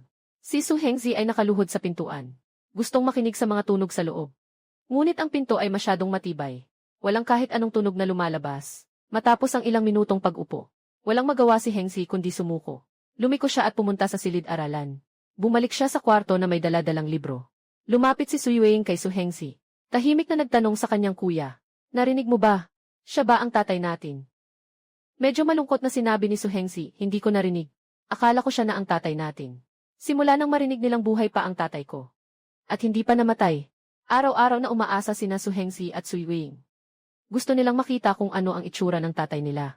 Kung kagaya rin ba siya ng tatay ng iba. Nang makita si Gu Jinyuan, parehong nakaramdam ang dalawang bata ng hindi maipaliwanag na pagkakabighani. Talagang gusto nila si Tito Gu. Sa kabila ng unang pagkikita, parang may hindi maipaliwanag na pamilyaridad. Tumingin si Su Hengzi kay Su Yueying, at nagtanong kay Yueying, gusto mo ba si Tito Gu? Tumango si Su Yueying. Tinanong ulit ni Su Hengzi, gusto mo ba si Uncle Shen? Tumango ulit si Su Yueying. Nagpatuloy si Su Hengzi sa pagtatanong, mas gusto mo ba si Uncle Shen? Nakarinig si Shen Shutong mula sa labas ng pinto sa mga salitang ito. Huminto siya. Gusto niyang marinig si Su Yueying. Sumagot si Su Yueying matapos mag-isip. Sabi niya, kahit na maganda si Tito Gu. Mas gusto ko pa si Tito Shen. Nang marinig ang kasiya siyang sagot, dun lang umakyat si Shen Shutong. Na nakangiti at tinawag si Hengzi. At Yueying. Lumapit sina Su Hengzi at Su Yueying kay Shen Shutong. Yakap ang kanyang mga binti. Tumingala at tumingin sa kanya. Si Tito Shen at ang dalawang mukhang magkamukhang cute na bata. Nagtataka sa kanya gamit ang kanilang malalaking mata. Naramdaman ni Shen Shutong na parang natutunaw ang kanyang puso. Ipinagpag niya ang kanyang bag. Pinasubok ang cute na bata na hulaan kung ano ang dala niya. Binuksan ni Shen Shutong ang mga laruan na dala niya. Ibinigay ito sa kanilang dalawa. Yakap ni Su Yueying ang pink na teddy bear na rosas. Ayaw niyang bitawan. Hawak ni Hengzi ang bagong castle na building blocks. Hindi na siya makapaghintay at nagsimulang magtayo. Sina Gu Jinyuan at ako ay pumunta sa kwarto ng mga bata. Nakita namin ang isang napakainit na eksena. Nakaupo si Shen Shutong sa sahig na nakatupi ang mga binti. Ang dalawang bata ay nagtutulungan sa pagtayo ng mga building blocks. Umubo ako ng kaunti. Ang tatlong tao na naglalaro ng mga bloke ay sabay-sabay na lumingon sa akin. Pulang buwan ng anino. Dapat na kayong mag-ensayo sa piano. Ang dalawang bata ay maayos na ibinaba ang kanilang mga laruan. Sumunod sila sa akin papunta sa silid piano para mag-ensayo. Si Gu Jinyuan at Shen Shutong ay nahihiyang nakaupo sa sala. Sa oras na ito, ang malambing na tunog ng piano ay umabot mula sa silid piano. Tumayo si Gu Jinyuan at naglakad patungo sa silid ng piano. Hindi nagpaiwan si Shen Shutong. Tumayo rin siya at sumunod kay Gu Jinyuan. Naupo si Su Yueying sa harap ng isang grand piano. Nakatingin siya sa unahan. Seryoso niyang tinitingnan ang nota. Mabilis na tumutugtog ang kanyang maliliit na kamay. Nakatayo kami ni Su Hengzi sa tabi ng piano. Tapos na ang pagtugtog ni Su Yueying. Naging tahimik ang silid ng instrumento. May ilang nota si Yueying na hindi masyadong tama. Inupo ko si Su Yueying. Balak ko siyang turuan ng mano-mano. Dapat mong alamin na dito ay ang dingding ng espada. Naintindihan mo na ba? Pagkatapos, nagpakita ako kay Su Yueying ng isang beses. Tumango si Su Yueying bilang tanda ng pagkaintindi. Muling tumugtog si Su Yueying, kasama ang kanyang ina. Ang kahel na sinag ng araw ay tumago sa salamin ng bintana. Sa aking maganda at mapanuring mukha, ang aking pagtugtog ay seryoso at malumanay. Bawat galaw ko ay tila nakakagalaw ng damdamin. Ang puso ni Gu Jinyuan ay tumibok ng malakas. Ang kanyang mga mata ay puno ng malalim na pagmamahal. Di nagtagal, bumalik si Shen Heni mula sa kumpanya. Nakita niyang nandito sina Gu Jinyuan at Shen Shutong. Nagtaka siya sandali. Inutusan ng katulong na ayusin ang hapunan. Maghanda ng marami. Malapit na ang oras ng pagkain. Tumingin siya sa dalawang tao na parang ayaw pang umalis. Dumating na ang gabi. Silid kainan ng pamilya Shen. Umupo si Shen Henny sa pangunahing upuan ng mahabang mesa. Sina Gu Jinyuan at Shen Shutong ay mga bisita. Pinaupo niya ang dalawa sa kanyang tabi. Nag-atubili ako sandali. Pumili akong umupo sa kaliwang bahagi ni Shen Shutong. Nakaayos ang masaganang pagkain sa mesa. Si Shen Henny ay may ngiti sa kanyang mukha. Sabi ni Jinyuan, ang batang tagapag-alaga. Tingnan niyo kung swak ba ang pagkain sa panlasa ninyo. Kainin niyo ang mga ito. Huwag kayong mag-atubiling kumain. Ngumingiti si Gu Jinyuan habang nakatingin sa tagapamahala sa tabi. Sabi niya, amoy pa lang ay ang sarap na. Inayos niya pa ang ilang paboritong ulam ko. Talagang pasensya na at maraming salamat. Bahagyang yumuko ang tagapangalaga.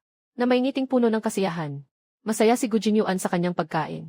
Ito ang pinakamalaking karangalan para sa tagapangalaga. May kaunting pakiramdam ng pagkatalo si Shen Shutong. Siya ang nahuli. Parang siya ang nasa kawalan ng bentahe. Si Shen Hingyan ay patuloy na nakikipag-usap kay Gu Jinyuan. Nagsimula na silang pag-usapan ang mga kamakailang balita sa industriya. Ang pamilya Shen ay nasa industriya ng alahas at mga hotel resort. Ang pamilya Gu ay kasali sa industriya ng real estate at department store. Kaya't malapit ang kanilang pagtutulungan.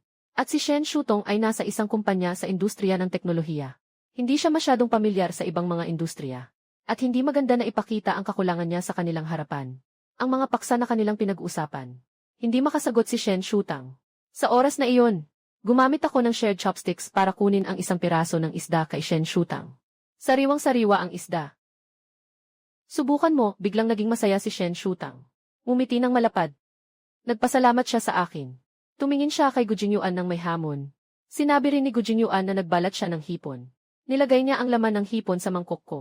Madaling masaktan ang kamay kapag nagbabalat ng hipon si Qingyan. Ako na ang magbabalat para sa'yo. Salamat ha. Ikaw ang bisita. Kaya ko namang gawin ito. Naalala ko tuloy, dati ako ang laging nagbabalat ng hipon para sa kanya. Hindi ko pa nakikita si Gu Jinyuan na nagbabalat ng hipon para sa sinuman. Isa siyang tagapagmana ng mayamang pamilya. Ipinanganak siya sa kayamanan. Mula pagkabata, siya ay isang paborito ng tadhana. Ang iba ay nagtatangkang makuha ang kanyang pabor. Hindi siya nagtatangkang makuha ang pabor ng sinuman. Si Gu Jinyuan ay abala sa pagbabalat ng hipon. Si Shen Shutong ay hindi nagpapahuli. Nilagyan nila ako ng maraming ulam. Nakayuko akong kumakain ng ulam sa aking mangkok. Pero ang bilis kong kumain. Hindi ko talaga kayang sabayan ang bilis nila maglagay ng ulam. Hindi ko napigil ang sabihin na hindi nakasya sa mangkok ko. Huwag niyo na akong lagyan pa. Punong-puno ng ngiti ang mga mata ni Shen Henin. Kahit hiwalay na at may 2 anak ang sariling apo. Pero kaya pa ring magpahanga ng 2 lalaki sa kanya. Paano kaya unlad ang sitwasyon ng damdamin ng apo? Si Shen Hinyang ay nagpasya na maging tagamasid lamang. Sila pareho ay mga bituin. Sila ay mga hotshot na diamond men. Nasa akin ang desisyon kung paano ako pipili. Si Gu Jinyuan ay bumalik sa pamilya Gu. Lampas 1:00 na ng gabi. Narinig niya ang tunog ng telebisyon mula sa sala. Kaya't siya'y naglakad papunta roon. Bakit hindi pa natutulog ang mga magulang? Bakit hindi pa kayo natutulog? Pinatay ni Ginoong Gu ang telebisyon. At seryosong sinabi, Jinyuan, naghihintay kami sa iyo. Umupo si Gu Jinyuan sa sofa sa tapat nila. Gabi na. May gusto kayong sabihin sa akin. Dumapo ng bahagya ang ulo ni Zuwaning. Jinyuan, gusto naming tanungin tungkol sa bata. Bakit hindi mo kami sinabihan? Nagmumukhang nag-aalala si Gu Fu. Sabi niya, kung hindi dahil kay Uncle Xing na nagsabi sa amin. Hindi pa kami nakakaalam. Napakalaking bagay nito. Itinatago mo rin ito sa amin. Nang balak ni Gu Jinyuan na makipaghiwalay. Hindi niya ito sinabi sa kanila. Nang makuha na ang sertipiko ng diborsyo, sa kanya sila binalitaan. Ngayon, narinig kong ang 2 anak na ipinanganak ko ay malamang na mga anak ng pamilya Gu. Hindi pa sinabi ni Gu Jinyuan ang bagay na ito sa kanila. Kung talagang anak siya ng Gu family, tiyak na ibabalik siya sa Gu family bilang tagapagmana. Na maayos na sanayin. Si Gu Jinyuan ay mahinahong ipinaliwanag na hindi niya sinasadya na itago ito sa inyo. Gusto lang niyang hintayin na maging tiyak ang mga bagay bago sabihin sa inyo. Si Zuwaning ay nagkunot ng noo habang nakikinig kay Uncle Xing. Ang 2 bata ay kamukha mo. Kung bibilangin ang oras, talagang posible na sila ang mga anak mo. Si Gu Jinyuan ay ganun din ang iniisip. Sa sandaling nakita niya ang mga bata, tiyak na siya sa kanyang isip. Sila ang kanyang mga anak. Sinabi ni Gu Jinyuan ng mahinahon, Mom, Dad. Hintayin nating matapos ang test. Pagkatapos ay pag-usapan natin ang mga susunod na hakbang kay Qingyan. Tiningnan siya ni Zuwaning ng masama, anong test? Hindi mo ba pinaniniwalaan ang sinasabi ni Qingyan? Kung sinabi niyang anak mo ito, tiyak na anak mo ito. Naniniwala akong hindi siya basta-basta nagsasalita. Hindi dahil hindi ko siya pinaniniwalaan. Sinabi niyang hindi anak ko ang bata. Pero tinanggap ko. Talagang kamukha ko ang 2 bata. Kaya't naniniwala akong sila ang mga anak ko. Kaya't nagmungkahi akong magpa-test. Pagkasabi nito, huminga siya ng malalim. Hindi ba't halata na ayaw na niyang makipag-ugnayan sa akin? At ayaw din niyang ipaglaban ng pamilya Gu ang kustodiya. Lalong nainis si Zhu Wanning habang nakikinig. Tumayo siya at mabilis na lumapit kay Gu Jingyuan. Kinuha niya ang unan sa sofa. Diretso niyang ibinato iyon sa kanya. Tingnan mo kung hindi ka nag-divorce noon. Hindi sana umalis si King Yan. Habang binabato, sinabi ni Zhu Wanning, samahan mo ang manugang ko. Samahan mo ang mga apo ko. Nakakapagpasiklab sa ina ni Gu na palaging elegante na hindi makapagpigil. Mukhang talagang labis ang kanyang galit. Hinawakan ni Gu ang pulso ni Zhu Wanning. Calm down ka lang. Huwag mong saktan ang iyong kamay. Bahagyang itinataas ni Gu Jingyuan ang kanyang kilay. Nagmamahalan na sila ng ilang dekada. Hindi pa sila nagsasawa. Hinila ni Ginoong Gu si Zhu Wanning pabalik sa sopa. Tumingin kay Gu Jingyuan. Tinanong kung kailan gagawin ang test. Nadala na ang mga bagay. Bukas ay dadalhin na sa testing center. Tumango ang tiyuhin. Bili na siya mismo ang magdadala bukas. Medyo nababahala si Zhu Wanning at tinanong si Jingyuan. Mayroon bang mga larawan ng dalawang bata? Gusto kong makita. Tumango si Gu Jingyuan. May mga larawan, inilapag ni Gu Jingyuan ang cellphone sa mesa. Kinuha ang mga larawan na kuha ngayong araw. Dalawang cute na munting bata ang naglalaro ng mga bloke sa kwarto ng mga bata. Nagsasanay sa piano sa kwarto ng piano. Naglalaro ng bola sa damuhan. Habang nanonood, unti-unting namula ang mga mata ni Zhu Wanning. Halos maluha na siya. Sobrang saya niya talaga. Pinunasan ni Zhu Wanning ang sulok ng kanyang mata. Sabi niya, kamukhang-kamukha mo noong bata ka. Siguradong anak ito ng pamilyang Gu. Walang duda. Ang saya, magkakaroon na tayo ng mga apo. Tuwang-tuwa rin si Tatay Gu. Agad niyang inutusan ang mayordoma. Nabakantihin ang dalawang pinakamalalaking kwarto. At simulan ng ayusin ang mga silid pambata. Kinabukasan ng gabi, magkasamang nakaupo sina Su Yanshu at Shen Hinyan sa sofa ng sala. Nakatutok sa TV ang balita sa gabi. Ngunit halatang hindi sila nakatuon. Ang resulta ng ICT test ay lalabas ngayong gabi. Dahan-dahan akong bumaba mula sa itaas. Umupo ako sa tabi ni Su Yanshu. Tahimik na nagtanong si Su Yanshu kung natutulog na ang mga bata. Tumango ako. Napagod sila sa paglalaro kanina. Wala pang natapos na kwento. Tulog na sila. Napabuntong hininga si Shen Hinyan. Dapat lumabas na ang resulta ng pagsusuri. Walang pakialam kong sinabi. Ano bang maganda dyan? Kahit sinabi ko yon, kinuha ko pa rin ang cellphone ko. Pagkatapos, binuksan ko ang email. Talagang dumating na ang resulta ng pagsusuri. I-scroll ko pababa ang screen. Nang makita ko ang resulta, agad na napako ang tingin ko. Ang opinyon ng pagsusuri ay walang ugnayang dugong. Talagang nagulat ako sa resulta na ito. Sa buong buhay ko, tanging si Gu Jingyuan lang ang nakasama ko ng malapit. Paano posible na hindi siya ama ng dalawang bata? Nakita ni Su Yanshu ang ekspresyon ko. Hinawakan ang aking cellphone. At tumingin sa resulta ng pagsusuri. Pagkatapos niyang tingnan, siya rin ay nagulat. Agad na nagtanong ang matanda kung paano nangyari ito. Dahan-dahan kong pinakalma ang aking pagkabigla. At mahinang sinabi, Lolo, ito ay magandang balita. Marahil may tumulong sa atin sa likod. Ipinapakita ng resulta ng pagsusuri na ang mga bata ay walang kaugnayan sa dugo kay Gu Jingyuan. Sa ganitong paraan, wala nang karapatan ang pamilyang Gu na makipaglaban sa kustodya. Para sa akin, tiyak na ito ay magandang balita. Tumingin sa malamig na mga salita sa screen ng telepono. Walang ugnayang dugo sa pagitan ng dalawang panig. Yung malaking bato sa puso ko na natutunan sa loob ng 4 na taon.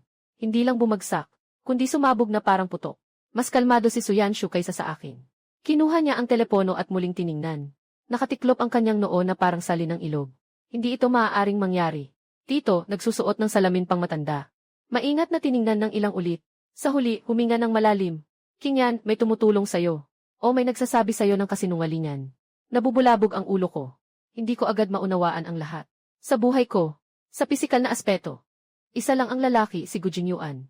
Kung hindi siya ang ama ng bata, talagang nakakabigla iyon. Ang tanging paliwanag ay, may nagbago sa ulat ng pagsusuri na ito. Pero sino ang gagawa nito? Ano ang layunin? Humigop ako ng malalim na hangin. Sinisikap kong kalmahin ang sarili ko. Ano man ang mangyari, ang resulta na ito para sa akin. Sa kasalukuyan, ang resulta na ito ay pabor sa akin. Lumikha ako ng ngiti para sa lolo ko. Ano man ang katotohanan, ang ulat na ito ay ang resulta ng sample na kinuha ng Gujaya. Ngayon, wala na silang dahilan para agawin ang anak ko. Tumingin si Suyesh sa akin ng malalim. Parang gustong magsalita ngunit nag-atubili. Alam niyang hindi pa tapos ang usaping ito. Sa likod nito, may nakatagong mas malaking lihim. Magpahinga ka na. Ipinakita ng lolo ang kanyang kamay. May pagod sa kanyang boses. Hindi pa alam kung ano ang haharapin bukas. Bumalik ako sa kwarto ng mga bata. Tumingin sa natutulog na mukha ni Hengzi at Yueng. Sa ilalim ng ilaw, ang mga mata at kilay ni Hengzi ay talagang kahawig ni Gu Jingyuan. Parang kinuha sa iisang molde. Mga mahal, sino nga ba ang tatay ninyo? Mahinahon akong bumubulong. Magulo ang isip ko. Kinabukasan, akala ko pagkatapos makuha ni Gu Jingyuan ang resulta ng pagsusuri, magwawala siya, o kahit papaano ay pupunta siya para magtanong. Pero naging tahimik ang buong araw ko. Ang katahimikan na ito ay mas parang katahimikan bago ang bagyo. Talaga namang sa dapit hapon, pumasok ang butler na may kakaibang mukha. Dumating ang matandang ginang ng pamilya Gu. At may dala pang doktor. Matandang ginang ng pamilya Gu. Ina ni Gu Jingyuan. Naramdaman kong kumabog ang dibdib ko dahil kay Zuwaning. Pero agad din akong mapait na ngumiti. Mukhang ang mga Gu talaga, kailangan pang makitang may nangyari bago matauhan. Inayos ko ang aking damit. Kalma akong bumaba ng hagdan. Sa sala, nakaupo ng tuwid si Zuwaning sa sofa. Sa kanyang maayos na mukha, may bakas ng mataas at mapanuring tingin. May isang lalaking nasa gitnang gulang na nakasuot ng puting coat na nakatayo sa tabi niya. Hawak ang isang kahon ng gamot. Nakakamanghang hindi kita nakita ng matagal. Malamig ang tono ni Zuwaning. Hindi mo maririnig ang galit o saya. Magandang araw, Yanni. Gu, ito ay isang magalang na pagbati mula sa akin. Diretso si Zuwaning sa punto. Ang resulta ng test na dinala ni Jingyuan. Hindi ako naniniwala. Ang dugo ng pamilya Gu ay hindi pwedeng magkaroon ng kahit kaunting pagdududa. Kaya ngayon, dinala ko ang pinaka-otoridad na direktor ng Forensic Department sa Xingshan City para kumuha ulit ng sample ng dugo sa harap ko. Gaya ng inaasahan. Sinulyapan ko ang tinatawag nilang direktor. May iniisip na akong plano. Ginang Gu, hindi po ba kayo naniniwala sa resulta ng sentro ng pagsusuri? Napangiti ako. May bahid ng panunuya ang aking ngiti. Ayos lang para mapatunayan ang aking pagiging inosente. Pumapayag ako pero may isang kondisyon. Sina Hongxi at Yueying ay 4 na taong gulang pa lang. Kung natatakot sa sakit kung ang resulta ng pagsusuri ay lumabas, na talagang sila ay mga anak ng Gu. Ano ang balak mong gawin? Maliwanag na hindi inasahan ni Zuwaning na magiging diretso ako. Nagtaka siya sandali. May isang sinag ng liwanag sa kanyang mga mata. Kung talagang mga anak ng Gu, dapat talagang kilalanin ang kanilang lahi. Balikan ang pamilya. Huwag kang mag-alala. Hindi ka pababayaan ng pamilya Gu. Kilalanin ang iyong lahi. Halos napatawa ako. Ginoong Gu, nakalimutan mo ba? Nahiwalay na kami ni Gu Jingyuan. Ako ang nagpalaki sa bata. Kapag sinabi mong ibalik ang ugat, ano ang gusto mong mangyari? Naging seryoso ang mukha ni Zuwaning. Wala akong gustong mangyari. Sabi ko ng dahan-dahan habang nakayakap sa aking mga braso. Gusto ko lang sanang sabihin sa iyo na ang mga bata ay aking buhay. Sino mang gustong agawin sila sa akin, gagawin kong lahat para makipag-away sa kanya. Dadalin ko ito sa korte. Sasamahan ko siya hanggang dulo. Nang marinig ito, si Zuwaning ay nahulog ang mukha sa galit at naging maputla. Noong mga oras na iyon, narinig ang boses ni Zhang Mama mula sa itaas. Gising na ang mga bata. Umiiyak at hinahanap kanila. Ngumiti ako ng bahagya kay Zuwaning. Pasensya na, Yanyi. Gu, pag-usapan na lang ang tungkol sa pagkuha ng dugo kapag kalmado na ang mga bata. Lumiko ako at umakyat sa itaas. Ngunit mabilis akong nag-iisip sa loob. Dahil naglakas loob ang pamilyang Gu. Siguradong handa sila. Kailangan talagang mangyari ang pagkuha ng dugo sa harap ko. Huwag na huwag tayong magkamali muli. Pumasok ako sa kwarto ng mga bata. Nakita ko ang 2 maliit na bata na pinapahid ang kanilang mga mata. May masamang tao bang bumaba sa ibaba, Mama? Narinig ko ang isang nakakatakot na boses. Si Yueying ay biglang humagis sa aking mga bisig. Si Hengzi ay lumapit din. Parang isang matandang tao, sinabi niyang Mama. Huwag kang matakot, poprotektahan kita. Tumingin sa 2 maunawain na bata. Ang kaunting pangamba sa puso ko ay agad na nawala. Para sa kanila, handa akong isakripisyo ang lahat. Dinala ko ang 2 bata pababa. Nang makita ni Zuwaning ang mukha ni Hengzi, halatang nagulat siya. Halos hindi ko na mahawakan ang tasa ng tsaa sa kamay ko. Yung ekspresyon ay malinaw na nagpakita ng tiwala. Sige, simulan na natin. Ayan, Gu, pero kailangan kong record ang buong proseso para matiyak na hindi mapapalitan ang sample sa proseso. Sabi ko ng mahinahon. Si Zuwaning ay kumunot ang noo. Ngunit pumayag pa rin siya. Lumapit ang amo. Na may kasanayan, pinindot ang mga daliri ng 2 bata. Ang pulang daliri ay bahagyang umusli ang ilong. Walang tunog na lumabas. Ngunit si Yueying ay biglang umiyak. Ang mga luha ay parang mga perlas na nahulog. Dahil sa sakit, niyayakap ko si Yueying. Habang pinapakalma siya, malamig na nakatingin. Iningatan ni Zuwaning ang mga sample. 3 araw mula ngayon, ang resulta ay direktang ipapadala sa akin. Tumayo si Zuwaning. Bago umalis, tumingin siya sa akin. Kung ang bata ay mula sa pamilyang Gu, hindi ko hahayaan na magkalat ang aking apo. Pinaalis si Zuwaning. Pagkatapos, pagod na akong umupo sa sofa. Lumabas si Suyanshu mula sa silid aklatan. May seryosong ekspresyon. Kinyan, sa tingin ko hindi ganon kadali ang sitwasyon. May mga manipulasyon sa huling ulat ng pagsusuri. Baka hindi rin totoo ang resulta ngayon. Tumango ako. Alam ko, kaya kailangan kong mauna. Gagawa ako ng sarili kong pagsusuri. Hindi ka nagtitiwala sa direktor na iyon. Hindi ito tungkol sa hindi pagtitiwala. Pinisil ko ang aking noo. Sobrang lalim ng tubig ng pamilyang Gu. Kailangan kong makuha ang pinakatotoo at pinaka-autoritatibong ebidensya. Upang makuha ang kontrol. Nag-isip si Suyanshu. May kilala akong kaibigan sa Switzerland. Isa siyang eksperto sa larangan ng internasyonal na CK testing. Ipadadala natin ang mga sample sa ibang bansa para ipagawa. Tiyak na lihim ito. Tiyak na otorisado. Sige, gawin na natin yan. Napabagsak ko ang kamay ko sa hita. Kampante na ako sa loob. Sa susunod na 3 araw. Sa labas, hindi ako nagpapakita ng emosyon. Pero sa lihim, pinayagan ko si Suyan na makipag-ugnayan. Sa Switzerland, nakakuha kami ng ilang buhok mula kina Hengzi at Yuying. At nakahanap ng paraan para makuha si Gu Jingyuan. Isang sigarilyo na naiwan sa bahay ni Shen noon. Agad na ipinadala sa Switzerland. 3 araw mamaya. Tama nga, tumawag na naman si Zhu Wanning. Lumabas na ang resulta ng pagsusuri. Sa kabilang linya, medyo nanginginig ang boses ni Zhu Wanning. Wala na ang lakas na mayroon siya 3 araw na ang nakalipas. Ano ang resulta? Tinanong ko ng kalmado. Ang bata ay walang kaugnayan sa dugo kay Jingyuan. Paano mangyayari iyon? Sobrang kamukha nila. Ang boses ni Zhu Wanning ay parang isang digas na lobo. Nang marinig ko ito, wala akong kahit kaunting pagkabigla. Sinabi ko na kay Yan Gu na ang ama ng bata ay ibang tao. Ngayon, naniniwala ka na. Sabi ko ng kalmado. Ipinutol ang tawag.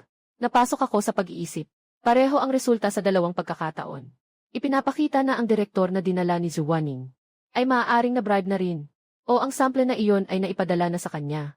Napalitan na bago pa man umakyat. Sino ba ang may ganitong kapangyarihan na makapagpahinto ng pagsusuri ng isili ng pamilya Gu ng 2 beses? Ang taong ito ba ay nagpoprotekta sa akin? O nagpoprotekta sa pamilya Gu? O maaaring nagpoprotekta sa tunay na nasa likod ng lahat? At mas nakakapangilabot pa ay, kung hindi talaga si Gu Jingyuan ang ama ng bata, sino nga ba ang lalaking lasing na iyon noong gabing iyon? Ang kaisipang ito ay parang kidlat na tumama sa aking isipan. Noong gabing iyon 4 na taon na ang nakalipas. Naka-off ang ilaw sa silid. Uminom ako ng maraming alak. Malabo ang aking isipan. Akala ko noon ang taong iyon ay si Gu Jingyuan. Dahil iyon ay nasa kanyang kwarto. Sa kanyang kama, isang nakakatakot na hinala ang nabuo sa aking isipan. Ako ay nanginginig. Kinuha ko ang cellphone. Tinawagan ko si Suyanshu. Yung agarang pagsusuri sa Switzerland. Kailan ang pinakamabilis na lalabas ang resulta? Magandang umaga bukas. Kapag lumabas na ang resulta, ano man ito, sabihin mo agad sa akin. Hindi ako nakatulog sa buong gabi. Nakatitig ako sa kisam. Paulit-ulit na bumabalik sa isip ko ang 4 na taon na nakalipas. Yung malabong gabi na iyon. Ang init ng katawan ng lalaki ay nag-aapoy. At sa susunod na umaga, ang kama ay walang laman at sa tabi ng kama. May nakasulat na tala ni Gu Jingyuan na may mga gawain sa kumpanya. Ang almusal ay nasa mesa. Kung hindi si Gu Jingyuan ang tao na iyon, bakit niya itinatago ang impormasyon tungkol sa taong iyon? O sabihin na, hindi niya alam na ang tao noong gabi ay hindi ako. Laging nag-iisip, lalong natatakot. Kinabukasan ng hapon. Sa wakas, dumating ang tawag ni Suyanshu. Mababa at mabigat ang kanyang boses. May kasamang kaunting hindi makapaniwalang pagkabigla. Lumabas na ang resulta ng pagsusuri, 9,900 at 79%. Walang laman ang aking isipan. Ngunit ang 2 ulat ng pagsusuri ay. Ang 2 ulat ay may mga daya. Ang boses ni Suyanshu ay puno ng galit na may ngitingit. Sa Switzerland, hindi lamang sila gumawa ng pagsusuri ng relasyon, kundi gumawa rin sila ng pagsusuri sa pinagmulan ng sample. Nalaman nila na, ang sample na ipinadala kay Zhu Wanning ay iyon ding sample ni Gu Jingyuan. Hindi ito buhok o mansa ng dugo. Ito ay isang piraso ng mukosa mula sa bibig ng ibang tao. Bigla akong umupo mula sa kama. Mayroong taong pinalitan ang sample ni Gu Jingyuan. Sino ang taong ito? Bakit niya ito ginawa? Pinilit kong kalmahin ang sarili ko. Nagsimula akong ayusin ang aking mga iniisip. Unang beses, ay ang sample na personal na ipinadala ni Gu Jingyuan na pinalitan. Ito ay ang sample na personal na sinubaybayan ng matandang ginang ng pamilya Gu, si Zhu Wanning. Na pinalitan din. Ano ang ibig sabihin nito?